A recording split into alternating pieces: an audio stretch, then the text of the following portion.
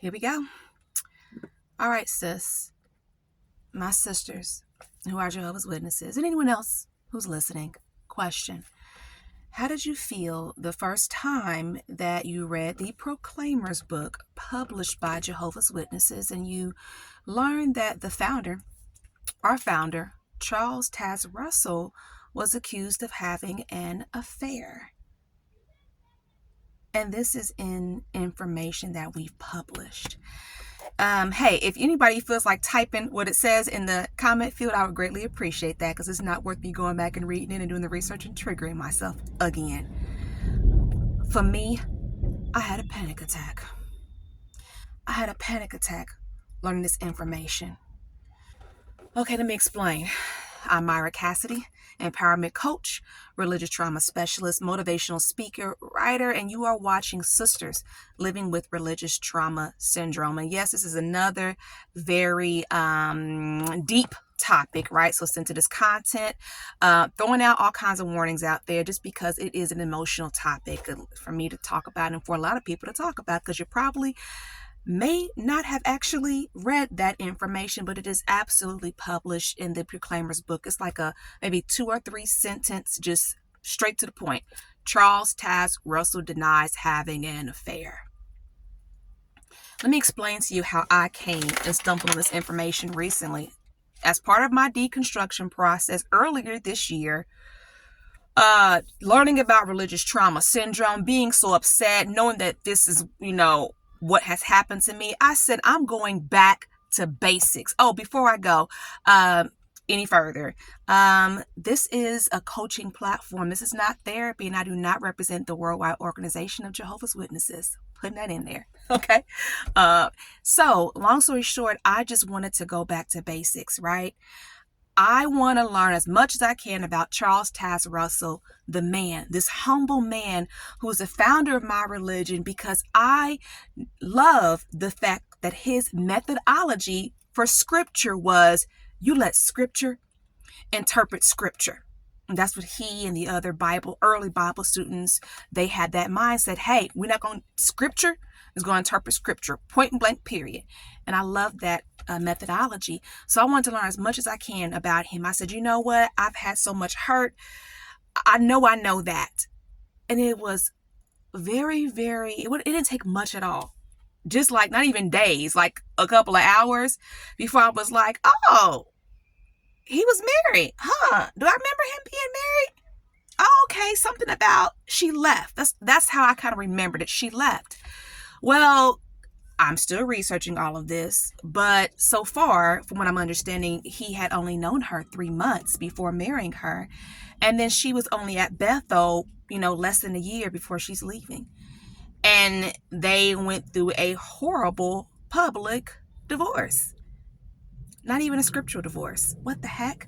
Let me explain just a few of the newspaper articles that I've run across in my own research.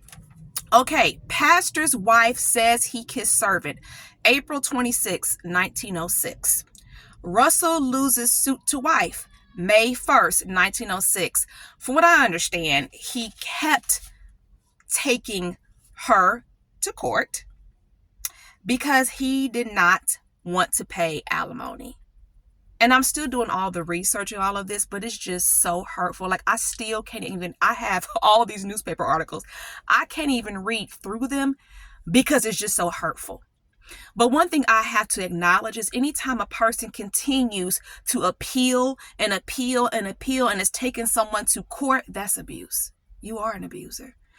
So what this has done for me, and why am I talking about this? For one thing, I feel like any woman that I have the privilege of working with needs to know this information. We're not doing anything wrong. This is not apostate information. It's simply, clearly fact. And then also, every woman needs to decide, what does she want to do with the information? You may not care. So what? Everybody's different. how do I deal with it and why this is so important? Because a lot of people, when I talk about the pathways of religious trauma, right? Some people do exit. Some people go to another religion. Some people stay in the same faith.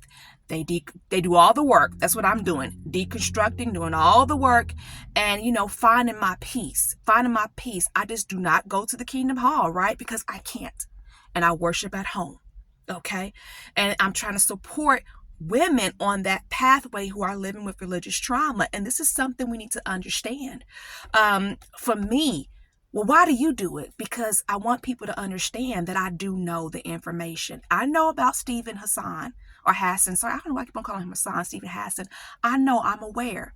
I've done the work, and I'm still doing the work and still doing the research. For me, not for anybody else, I've decided to separate the man from his work. That's the only way I can stomach it, because it's that bad. It's trifling. Okay, it is trifling. I've decided to separate the man from his work.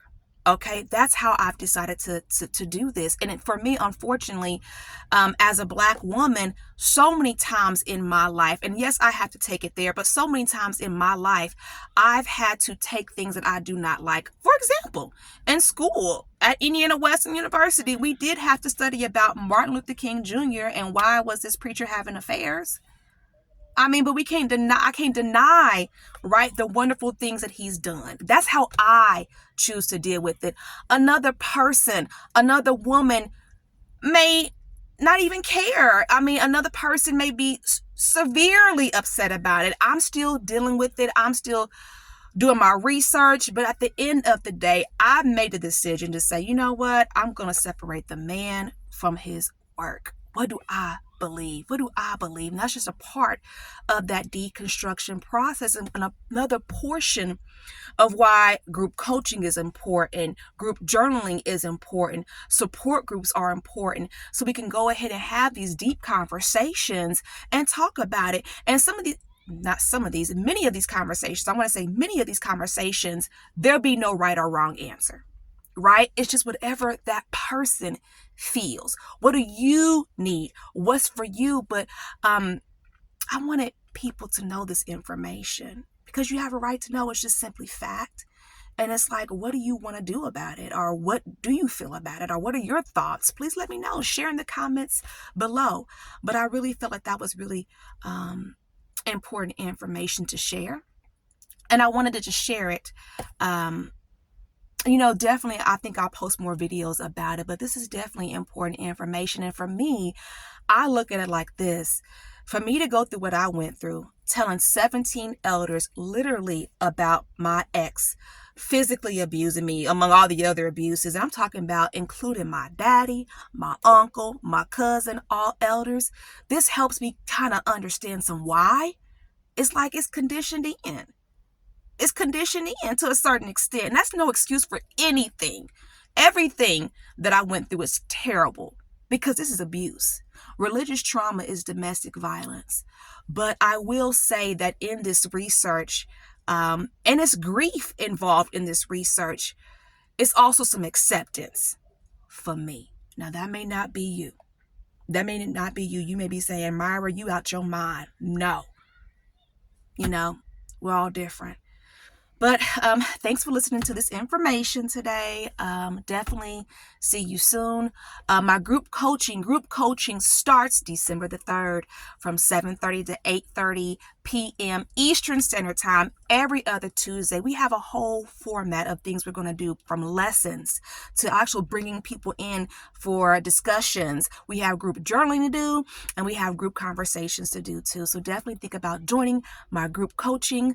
There's actually a sign-up form in this video below. So sign up. Only $10 a week. And also don't forget about my private Facebook group, JW Sisters Living with Religious Trauma Syndrome. So be sure to join. Hope you enjoyed this video. What are your thoughts? Thanks.